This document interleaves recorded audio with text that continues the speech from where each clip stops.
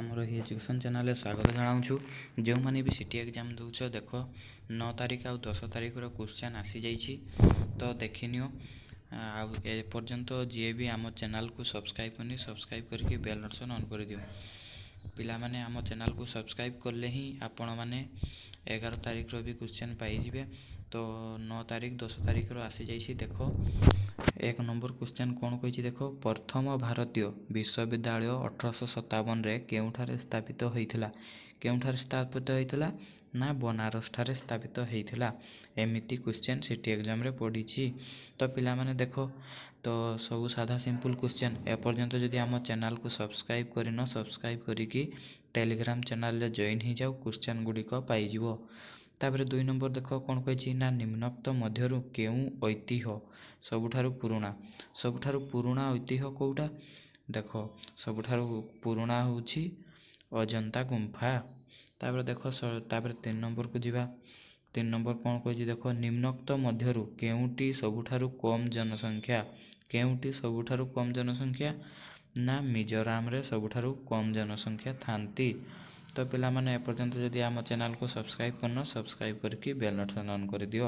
ତାପରେ ଦେଖ 4 ନମ୍ବର କ'ଣ କହିଛି। ଭାରତର ପ୍ରଥମ ସଂସ୍କୃତ ଚଳଚ୍ଚିତ୍ରର ନାମ କ'ଣ? ତ ଭାରତର ପ୍ରଥମ ସଂସ୍କୃତ ଚଳଚ୍ଚିତ୍ରର ନାମ କ'ଣ? ନା ଆଦି ଶଙ୍କରାଚାର୍ଯ୍ୟ। ସଠିକ୍ ଆନ୍ସର୍ ହେଉଛି ଅପସନ୍ ବି, ଆଦି ଶଙ୍କରାଚାର୍ଯ୍ୟ। ତାପରେ ଯିବା 5 ନମ୍ବରକୁ ଦେଖ। 5 ନମ୍ବର କ'ଣ କହିଛି ଦେଖ। ଭାରତର ପ୍ରଥମ କୃତ୍ରିମ ଉପଗ୍ରହ କେଉଁଠାରେ ଛଡ଼ାଯାଇଥିଲା? କେଉଁଠାରେ? ନା ଥୁମ୍ବାଠାରେ ଛଡ଼ାଯାଇଥିଲା। ପିଲାମାନେ ଭଲସେ ନୋଟ୍ କରିଦିଅ, ଏକ୍ଜାମ୍ରେ ପଡ଼ିଛି। ଆଉ ଏପର୍ଯ୍ୟନ୍ତ ଯଦି ଆମ ଚ୍ୟାନେଲକୁ ସବସ୍କ୍ରାଇବ୍ କରିନ, ସବସ୍କ୍ରାଇବ୍ କରିକି ବେଲ୍ ନୋଟିଫିକେସନ୍ ଅନ୍ କରିଦିଅ। ତାପରେ ନେକ୍ସଟ କ୍ୱେଶ୍ଚନ୍ ଦେଖ। 6 ନମ୍ବର କ'ଣ କହିଛି? କହିଛି ଭାରତର ବୃହତ୍ତମ ରାଜ୍ୟର ନାମ କ'ଣ? ଭାରତର ବୃହତ୍ତମ ରାଜ୍ୟର ନାମ କ'ଣ? ନା ରାଜସ୍ଥାନ ହେଉଛି ଭାରତର ବୃହତ୍ତମ ରାଜ୍ୟ। ତାପରେ ଦେଖ 7 ନମ୍ବର କ'ଣ କହିଛି। 7 ନମ୍ବର କହିଛି ଭାରତର ବୃହତ୍ତମ ଓ ସର୍ବ ପୁରାତନ ସଂଗ୍ରହାଳୟ କେଉଁଠି ଅବସ୍ଥିତ? କେଉଁଠି ଅବସ୍ଥିତ? ନା ନ୍ୟୁ ଦିଲ୍ଲୀରେ ଅବସ୍ଥିତ। ସଠିକ୍ ଆନ୍ସର୍। ତାପରେ ଯିବା 8 ନମ୍ବର ଦେଖ। କ'ଣ କହିଛି ନା ନିମ୍ନୋକ୍ତ ମଧ୍ୟରୁ କେଉଁ ସର୍ବକନିଷ୍ଠ ଖେଳାଳି ଟେଷ୍ଟ କ୍ରିକେଟରେ ଶତକ ଅର୍ଜନ କରିଛନ୍ତି? କିଏ? ନା ୟାର ସଠିକ୍ ଆନ୍ସର୍ ହେବ ସଚିନ ତେନ୍ଦୁଲକର। ତାପରେ ଯିବା 9 ନମ୍ବରକୁ। 9 ନମ୍ବର କ୍ୱେଶ୍ଚନ୍ କ'ଣ କହିଛି ଦେଖ। ଭାରତରେ ପ୍ରଥମ ଇଂରାଜୀ ଖବରକାଗଜ କିଏ ଆରମ୍ଭ କରିଥିଲେ? ନା ଦାଦାଭାଇ ନାଓରୋଜି। ତ ପିଲାମାନେ ନୋଟ୍ କରିଦିଅ ଇମ୍ପୋର୍ଟାଣ୍ଟ କ୍ୱେଶ୍ଚନ୍ ଗୁଡ଼ିକ। ଦାଦାଭାଇ ନାଓରୋଜି ତ ପଡ଼ିଛି ଏକ୍ଜାମ୍ରେ। ତାପରେ ଦେଖ 10 ନମ୍ବର କ'ଣ କହିଛି। 10 ନମ୍ବର କହିଛି ପ୍ରଥମ ଭାରତ ମହାକାଶଚାରୀଙ୍କ ନାମ କ'ଣ? କିଏ? ନା ରାକେଶ ଶର୍ମା ହେଉଛି ପ୍ରଥମ ଭାରତ ମହାକାଶଚାରୀଙ୍କ ନାମ। ଅପସନ୍ ସି ହେଉଛି ସଠିକ୍ ଆନ୍ସର୍।